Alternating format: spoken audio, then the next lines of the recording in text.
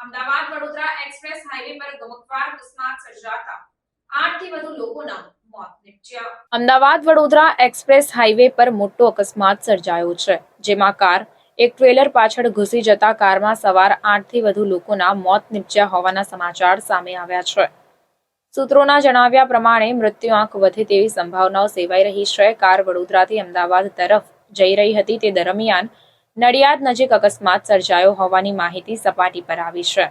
વધુ પ્રાપ્ત માહિતી મુજબ વડોદરાથી અમદાવાદ એક્સપ્રેસ હાઈવે પર આવી રહેલી કાર ફૂલ સ્પીડમાં ટેન્કરની પાછળ ઘૂસી જતા કારના ફૂરચા ફળી ગયા હતા। ઘટના સ્થળે 108 એમ્બ્યુલન્સ પહોંચી ગઈ હતી અને મૃતકો તથા ઈજાગ્રસ્તને નજીકની સરકારી હોસ્પિટલમાં સારવાર અર્થે લઈ જવામાં આવ્યા। अन्य खबरों के लिए चैनल को सब्सक्राइब कीजिए। खबरों का नोटिफिकेशन पाने के लिए बेल आइकॉन को जरूर दबाएं।